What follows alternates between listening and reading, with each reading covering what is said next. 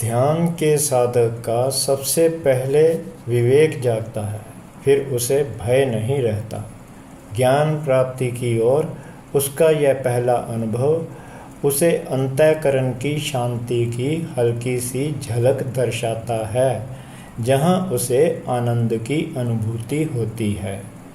तर्क वितर्क को छोड़कर उसकी बुद्धि उसे क्या सही है और क्या गलत है की जानकारी देने लगती है।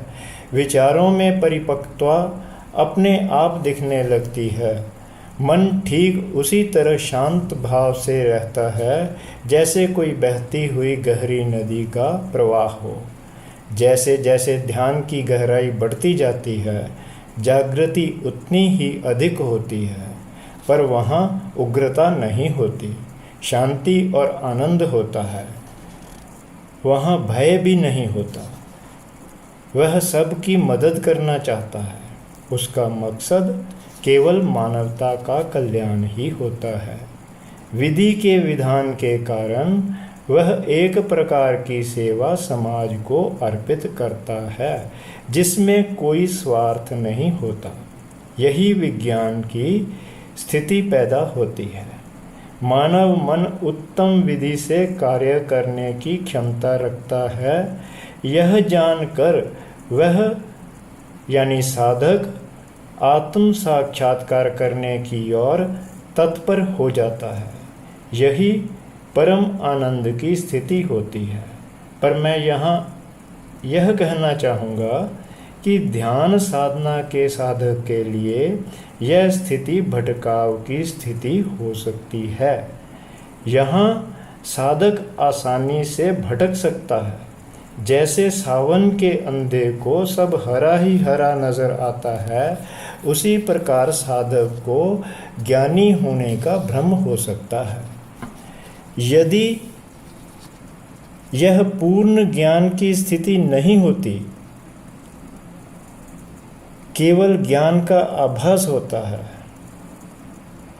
इस अवस्था में ही उसे गुरु की आवश्यकता होती है। इस अवस्था में पहुंचकर उसे किसी सच्चे गुरु का साथ यदि नहीं प्राप्त है, तो स्थिति का गलत अंदाज़ा लगाकर साधक अभिमानी हो सकता है। काम, क्रोध, लोभ, मोह आदि विकारों में फिर से वह उलझ सकता है। मुझे सब मिल गया है ऐसा समझकर साधक आडंबर या पाखंडों में उलझ सकता है।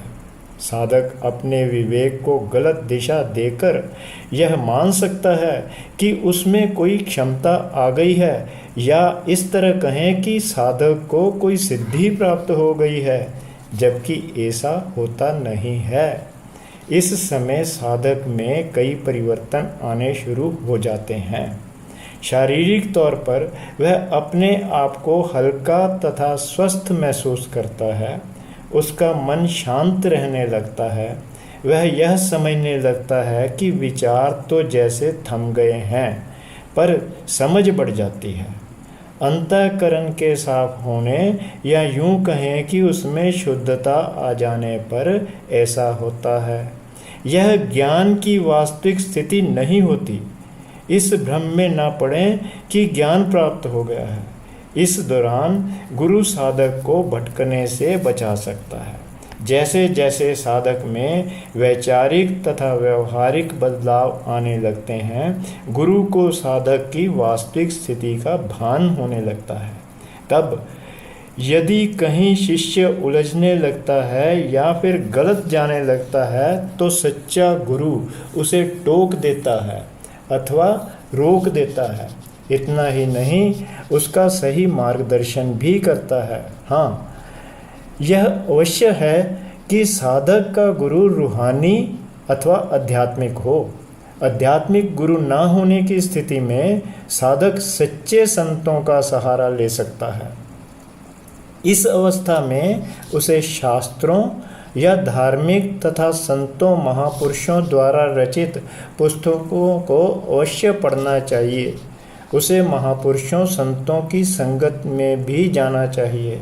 अच्छा सत्संग और अच्छा ज्ञान साधक को लक्ष्य प्राप्ति में सफलता प्राप्त करने में सहायता करता है। जानकारी तो हर कोई हासिल कर सकता है, शुद्ध ज्ञान तो मनन या अनुभव से ही होता है, तभी विज्ञान जन्म लेता है और ध्यान से साधक को अपने भीतर ही आनंद की अनुभूति होती है। फिर वह और अधिक आनंद प्राप्त करने के लिए तथा अपने लक्ष्य को प्राप्त करने के लिए साधना पथ पर आगे बढ़ता है। ओम नमः शिवाय।